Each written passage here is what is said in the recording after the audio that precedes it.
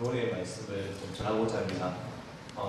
제가 기도의 본문을 선택한 이유는 저희 주일학교 교사들이 현재 성경 통독을 함께 하고 있습니다. 지금 매주 분량이 정해져 있는데 그 지난주 분량이 사사기 전체였습니다. 그래서 교사 모임을 매주마다 약 40분씩 가지고 있는데 그때마다 우리 선생님들께서 읽으셨던 성경 구절 하나하나 이렇게 말씀하면서 은혜를 함께 공유하고 있습니다. 그런데 제가 이렇게 가장 좋은 부분을 함께 전체 교인들과 나누고 싶어서 말씀을 전하는데, 특별히 오후에 피곤한 시간입니다. 다 주무셔도 괜찮은데 우리 교사들은 절대 주무시면 안 됩니다. 함께 말씀 한 구절 더 찾도록 하겠습니다. 말씀은 마태복음 5장입니다. 마태복음 5장 1절입니다. 마태복음 5장 3절입니다. 마태복음 5장 3절.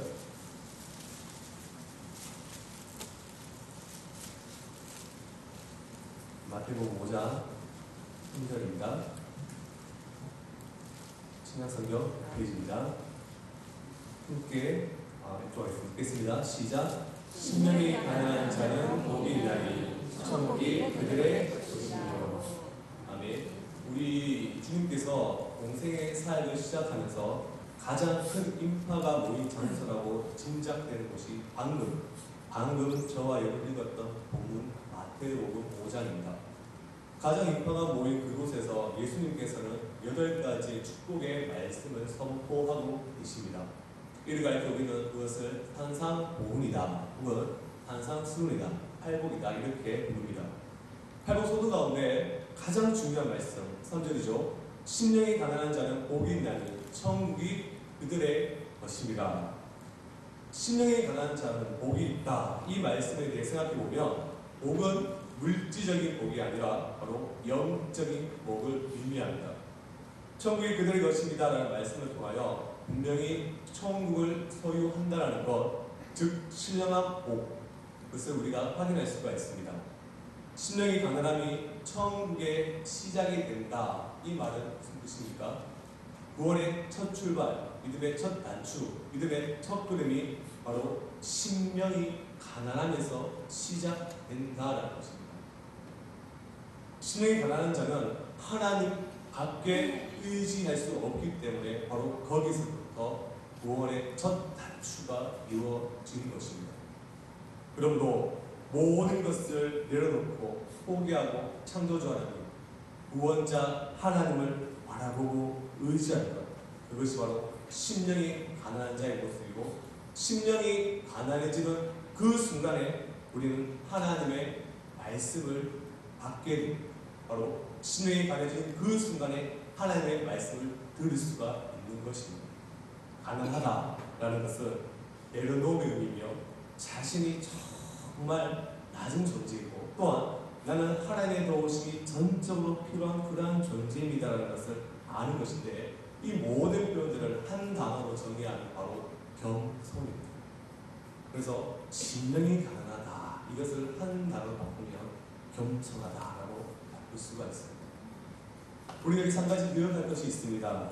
타락한 인간이, 즉 타락한 인간, 바로 죄성을 가진 인간이 과연 우리의 의지와 노력으로 겸손해질 수가 있을까 하는 것입니다.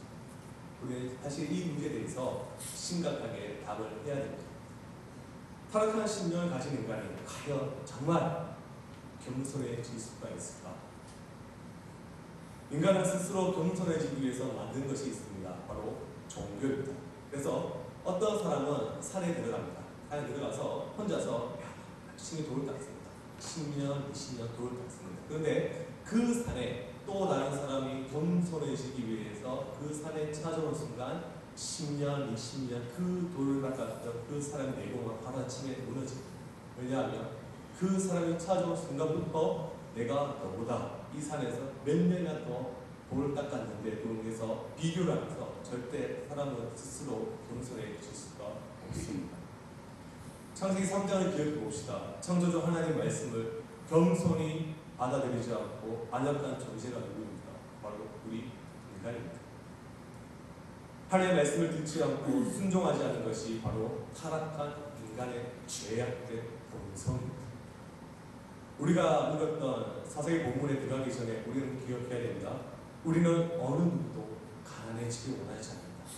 바로 어느 누구도 스스로 겸손해지고 싶은 사람은 없다라는 거죠. 조금 더 세부적으로 말씀을 드리면 가난하다 이 말의 원의 의미는 어떠한 사람이 무엇을 투자했는데 그것을 상실하고 파산하게 되었다라는 것입니다. 재산을 상실하고 파산한 그 사람은 이제 전적으로 한 사람, 그 누군가를 의지할 수밖에 없습니다. 바로 겸손해질 수밖에 없습니다. 자신의 의지와 노력이 아닌 겸손해질 수밖에 없는 상황으로 몰리게 되는 것입니다. 우리가 읽은 부분은 사사기 6장에서 우리는 마태복음 5장 3절을 경험한 한 인물을 만나게 됩니다. 우리가 읽은 사사기 말씀 6장을 펴면서 함께 말씀을 듣도록 하겠습니다. 기도에 관한 이야기는 사사기 6장부터 8장까지 자세하게 기록되어 있습니다. 우리는 상식적으로 기도에 대해서 너무나 잘 알고 있습니다. 그래서 오늘 오후 예배 때는 내가 세부적으로 사사기 기도에 대해서 말씀을 드리지 않을 것입니다. 믿음의 큰 용사 또한 위대한 적군을 단량 300모로 무찌른 대단한 사사이며 게다가 우리는 보통 기도에 대해서 묵상을 할 때 기도원과 처음에 함께한 그런 32,000명의 사람이 아니라 다 떠나고 남은 300명의 영적 군사가 되어야지라고 보통 우리는 많이 묵상을 합니다. 그래서 우리는 보통 영적인 군사라고 하면 기도원의 그 말씀을 많이 생각합니다. 그러나 우리가 오늘 마태복음 5장 3절과 연결했을 때 사사 기도원에 대해서 다시 한번 생각해 볼 필요가 있습니다. 먼저 성경을 보시면 사사기 6장 3절과 4절입니다. 성경을 보시면 6장 3절과 4절을 보시면 이스라엘이 파종할 때가 되면 미디안과 아말렉과 동방 사람들이 실로 올라오면 그러한 안타까운 외용으로 시작됩니다. 자, 이제 주목할 것이 있습니다. 5절을 보시면 그 아말렉과 동방 사람들의 숫자가 등장합니다. 근데 숫자가 이렇게 표현되어 있습니다. 형용사로 많이 무수이라는 이 단어가 등장합니다. 이 형용사가 두 번이나 반복되는데 왜 사사기의 저자는 이러한 방식으로 표현하고 있을까요? 성경에서 숫자가 등장하는 경우는 굉장히 많습니다. 성경에서 숫자가 등장할 때는 그 기록된 방식에 의해서 해석되어져야 됩니다. 예를 들자면 요한계시록은 여러분들이 아시거니와 전형적인 묵시록의 형태를 가지고 있습니다. 묵시록에서 나타나는 그런 숫자들은 다 상징성을 가지고 있습니다. 상징적인 의미로 그 숫자를 해석해야지 실질적인 팩트로 그 숫자를 정확하게 카운트해서는 결단코 안 됩니다. 14만 4천이 구원을 받는다라고 말하는 이단들이 있습니다. 그 이단들은 사실 자신이 영적인 사람이 아니라 성경의 장르조차 모르는 무식한 이단들입니다. 사사기는 묵시록이 아닌 역사서입니다. 역사는 사실을 바탕으로 기록한 이야기로 사실, 팩트를 강조하기 위해서 정확한 숫자를 표현할 때가 많습니다. 그래서 우리가 이후에 살펴보겠지만 미디안을 물리치기에 올라온 첫 번째 병력의 숫자가 32,000이다라고 정확히 기록되어 있고 그리고 최종적으로 남은 그 병력 또한 300명이다라고 실질적인 수가 이 사사기의 7장에 기록되어 있습니다. 자, 그런데 미디안 족속이 올라왔는데 그 적군의 숫자를 말하지 않습니다. 막연하게 많다, 무수이라고 말하고 있습니다. 왜? 역사서의 사사기에서 정확한 숫자가 기록되지 않고 많다 이렇게 두 번이나 사용되고 있습니다. 이 점을 연구해야 되고 우리는 오늘 읽었던 12절로 돌아가 봅시다. 12절에 보시면 하나님께서 사사 기도를 부르시고 세우고 있습니다. 하나님께서 선사를 통하여 기도에게 직접 말씀하고 계십니다. 뭐라고 말씀하십니까? 큰 용사야. 기도는 너 큰 용사야. 이렇게 지금 말하고 있습니다. 큰 용사야. 너 기도는 크구나 라고 지금 말하고 있습니다. 근데 더 정확히 이것을 말씀드리자면 이와 같습니다. 기도는 네가 더 많다 이 말입니다. 기도원 네가 더 많다. 지금 미디안 대적의 숫자는 헤아리기 어려운 만큼 굉장히 숫자가 많은데 천사를 통하여 기도원에게 지금 네가 더 많다, 네가 더 크다라고 지금 말씀하시는데, 그렇다면 과연 미디안의 숫자는 얼마나 다릅니까? 제가 어림짐작 생각해봤는데 기도원이 처음에 나팔을 불 때 네 지파를 모읍니다. 그때 모은 종족이 32,000명입니다. 32,000명을 모으고 자신이 없으면, 그러니까 두려운 자들은 다 떠나라고 할 때 22,000명이 떠납니다. 왜 떠납니까? 싸워서 이길 가능성이 없기 때문입니다. 생각을 해봤습니다. 남자들은 다 허세가 있습니다.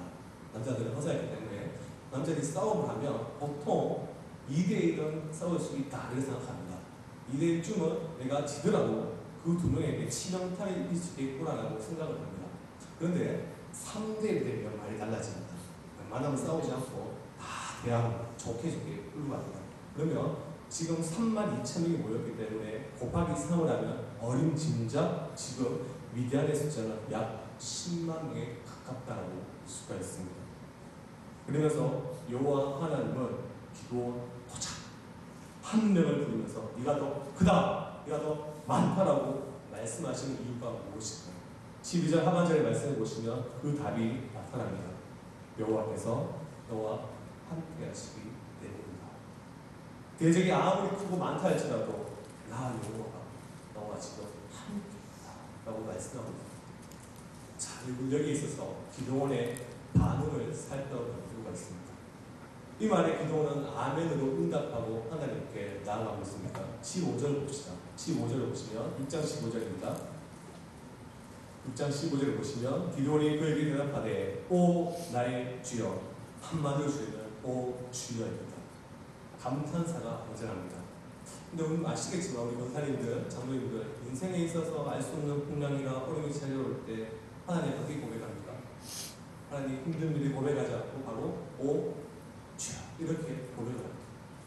즉 지금 기도원은 이것이 전능자 하나님에 대한 감탄사가 아니라 바로 앞이 보이지 않고 답답하니까 아이고 주여 이렇게 지금 말하고 있는 것입니다. 내가 무엇으로 이스라엘을 구원합니까? 나의 집은 문화세 중에 가장 예쁘고 나 또한 그 집에서 가장 어린 자입니다라고 말을 하고 있습니다. 이 말은 저는 문맥을 다 빼고만 살펴보면 기도원이 굉장히 겸손한 것처럼 보이지만 사실은 문맥상 또한 내용상 기도원은 지금 겸손한 것이 아니라 믿음이 없는 것입니다. 네가 더 많다, 네가 더 크다라는 하나님의 그 말씀을 지금 믿지 않고 있는 것입니다. 기도원에게 자신과 함께 하시는 하나님이 보이는 것이 아니라 메뚜기와 같이 많은 미디안의 그 많고 많은 그 대적들만 눈앞에 보이고 있는 것입니다. 기도원은 영적인 눈이 열리지 않았고 육신의 눈으로 현실만을 바라보고 있었습니다. 아이고 주님, 난 도저히 못합니다. 도저히 나는 할 수가 없습니다. 지금 이러한 한심을 하고 있습니다. 15절은 기도원의 겸손이 아니라 바로 기도원의 믿음의 없습니다. 천사를 통해 주시는 그 말씀을 바로 천사를 통해 주시는 하나님의 그 말씀을 기도원은 심령 속에 새겨지지 않았습니다. 하나님 나와 함께 하시는 더 크고 더 많다는 것을 그는 보지 못하고 있습니다. 그럼에도 불구하고 천사가 시키니까 기도원은 나팔을 불어 이스라엘 족속을 모읍니다. 35절입니다. 6장 35절 보시면 문하세, 아세, 스불론, 납달리 이렇게 네 지파만 모이는 것을 35절에서 우리는 확인할 수가 있습니다. 우리가 상식적으로 알고 들어와 이스라엘은 12지파입니다. 12지파인데 지금 네 지파가 모여 있습니다. 네 지파가 3,200명입니다. 그러면 3,200 나누기 4를 하면 8,000명입니다. 그러면 이것을 조금 더 우리가 생각해보면 12지파를 다 모으면 12 곱하기 8, 그럼 약 9,600명, 그러니까 10만 명 이상이니까 모일 수가 있습니다. 기도원은 최소한 10만 명이 모여서 그 많고 많은 미디안 대적과 싸워야 될 군사 체계를 해야 됩니다. 더 많은 군사를 모아야 싸울 수 있다고 생각을 분명히 했을 것입니다. 그런데 하나님의 뜻은 그렇지 않습니다. 하나님께서 기도원을 다른 방식으로 지금 인도해 나가고 있습니다. 그런데 기도원은 아무리 생각해도 이건 아닌 것 같습니다. 네가 더 크다라고 말씀하셨는데 지금 자신의 상을 보니 내 지파 밖에 모이지 않는 자신의 상을 보니 이건 하나님의 일이 아닌 것 같습니다. 그래서 기도원은 하나님께 말하기를 하나님 저는 하나님의 말씀을 믿지 못합니다. 바로 증거를 눈에 확 보여주십시오라고 말하면서 나타나는 게 36절부터 40절입니다. 36절부터 40절에 보시면 하나님의 기적을 지금 요구하고 있습니다. 두 가지를 요구하는데 첫 번째가 뭐냐면 바로 양털에만 이슬이 있고 주변 땅을 마르는 것입니다. 하나님은 첫 번째 그 요구에 응답하십니다. 재밌는 것은 이것은 과학적으로 쉽게 설명이 가능합니다. 왜냐하면 양털은 물을 빨아들이기 때문에 주변에 있는 모든 물들을 다 흡수해서 물이 가득 차게 할 수 있고 주변 땅은 마르게 할 수가 있습니다. 그래 기도원은 하나님 이건 너무 쉽잖아요. 반대로 합시다. 그래서 하나님을 다시 한 번 더 시험합니다. 이슬을 마르게 하고 주변 땅들이 흠뻑 젖으면 있겠다라고 말합니다. 우리 인내하지 하나님께서 그렇게 하십니다. 그렇게 증표를 바로 기도원에게 보여주십니다. 이런 사실을 통해서 우리가 믿음이 무엇일까, 과연 믿음이 무엇일까 생각해 볼 필요가 있습니다. 하나님의 뜻을 아는 것을 가지고만 우리가 믿음이다라고 말할 수 있습니다. 믿음은 바로 하나님의 뜻을 알고 하나님의 뜻대로 행하는 것, 그것이 바로 믿음입니다. 오늘날 하나님의 뜻을 확신하고 싶은 신자들은 양털을 내어놓는 기도와 같이 행동하는 경우가 너무나 많습니다. 하나님이 나에게 이런 행하기 원하시면 하나님 이것을 보여주시고 이것을 들려주시고 이것을 이렇게 해주십시오라고 너무나 많이 기도를 하고 있습니다. 그런데 과연 이것이 정말 기도이며 이것이 믿음일까? 우리는 생각해 볼 필요가 있습니다. 재밌는 것이 뭐냐면 36절부터 40절의 말씀을 보면 하나님의 이름이 3번 등장합니다. 여기서 나타나는 하나님의 이름은 히브리어 원어를 보면 엘로힘으로 등장합니다. 근데 사사기 6장부터 8장, 그러니까 기도원이 나타나는 모든 성경 3장을 살펴보면 하나님에 대해 설명할 때 여호와 하나님이라고 표현하는데 6장 36절부터 40절 시험하는 이 부분에서는 엘로힘 전능자 하나님으로만 고백합니다. 무슨 말이냐면 지금 기도원은 하나님 앞에 나아갈 때 여호와 나와 하나님이 함께 된 언약적 관계로 함께 인격적인 교제하는 하나님이 아니고 그저 전능자 하나님으로만 보고 나아가는 것입니다. 우리의 신앙의 형태가 그대로 수가 있습니다. 하나님이 우리와 함께 하시는 날마다 늘 교제하는 하나님이 아니라 그저 전능하신 분으로서 내 기도를 응답해 주시는 그런 하나님으로 우리가 시험하고 기도를 할 수가 있다는 언약의 하나님 여호와라는 표현은 하나님께서 내 기도대로 응답하시지 않는다 할지라도 하나님은 나의 하나님이십니다.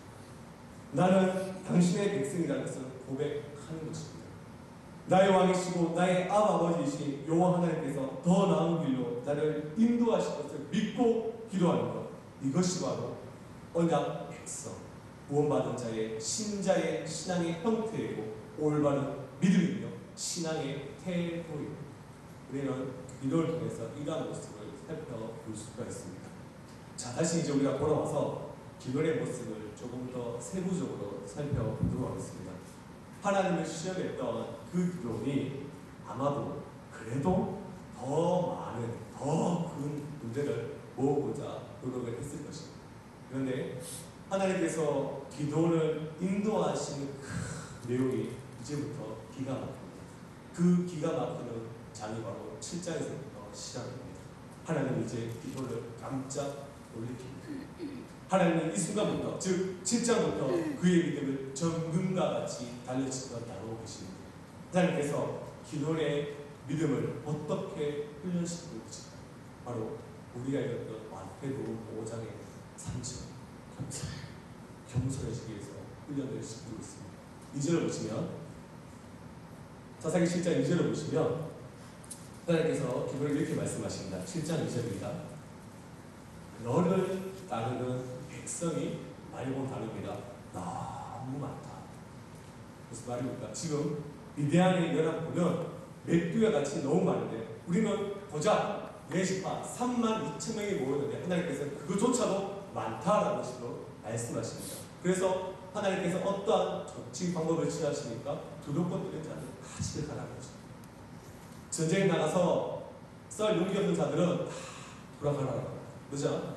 몇 명이 돌아가니까 무려 22,000명이 집으로 올라갑니다.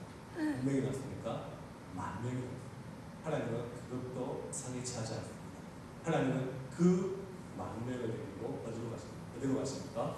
기도를 데리고 기도가로 이동하십니다. 자, 거기서 하나님께서는 기도를 통한 남은 자들을 계획으로 데려가시고 거기서 물을 핥는 자와 물을 끓고 그냥 마시는 자로 구분시킵니다. 우리는 이 본문을 잘못 해석하면 물을 핥는 자처럼 늘 깨어있고 또한 준비되어 있는 사람으로 서 있어야 된다 이렇게 해석하는 경우가 굉장히 많은데 사실은 본문을 보면 그렇지 않습니다. 본문을 보면 본문은 지금 많다, 적다, 많다, 적다, 적다, 많다 이 병용사가 끊임없이 반복되고 있습니다. 하나님은 계속 많은 쪽보다 지금 적은 쪽을 선택해 나가고 계십니다. 이번에 무려 9,700명이 물을 붓고 그냥 마십니다. 그저 300명만이 바로 물을 붓고 마십니다. 자, 여기서 우리는 하나님께서 일하시는 패턴을 알 필요가 있습니다. 눈치를 챌 필요가 있습니다. 하나님께서는 9,700명을 택하실까요? 300명을 택하실까요? 당연히 적은 쪽, 가장 작은 쪽을 하나님은 선택하십니다. 왜 하나님은 이렇게 적은 쪽을 선택하실까? 하나님은 지금 이들에게 구원의 역사는 군대와의 숫자와 상관없이 내가 너와 함께함으로 이루어진다는 것을 가르치기 위함입니다. 그리고는 이제 하나님께서는 그것을 실질적인 숫자로 32,000에서 10,000명에서 300 숫자로 가르치고 계십니다. 어린 아이 가르치듯이 숫자 하나로 하나님은 지금 가르치고 계십니다. 그 구절을 보시면 하나님께서 이제 기도를 불러서 미디안 진영을 정탐하라고 하십니다. 기도원에게 무슨 마음이 생겼을까? 분명히 기도원에게는 큰 기대감이 있었을 것입니다. 저번에는 천사를 통해 말씀하셨고 또한 2가지의 징표를 통해서 하나님께서는 신비한 일들을 말씀하셨기 때문에 하나님은 이제 미디안 정탐에 왔을 때 더 크고 더 놀라운 일을 분명히 바라보고 있을 것입니다. 그런데 7장 12절입니다. 7장 12절에 보시면 7장 12절에 보시면 이런 말씀이 있습니다.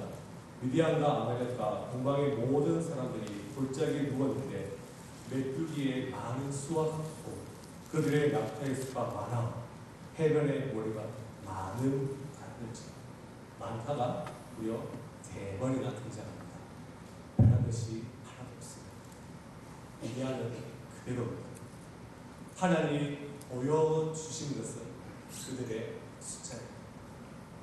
그런데 이 절망적인 순간에 기드온은 그 무언가를 듣게 됩니다. 14절을 보시면 미디안의 그 병사들이 꿈을 꾸었는데 그거 꿈 이야기하는데 지금으로 이야기하면 그 꿈은 개꿈입니다. 근데 보리떡이 내려와서 우리 막사를 무너뜨렸다. 분명히 그것은 개꿈입니다. 근데 그들이 자기들끼리 이 꿈을 해석하기를 하나님께서 우리를 기드온의 손에 넘기는 것이 아닌가라고 해석을 합니다.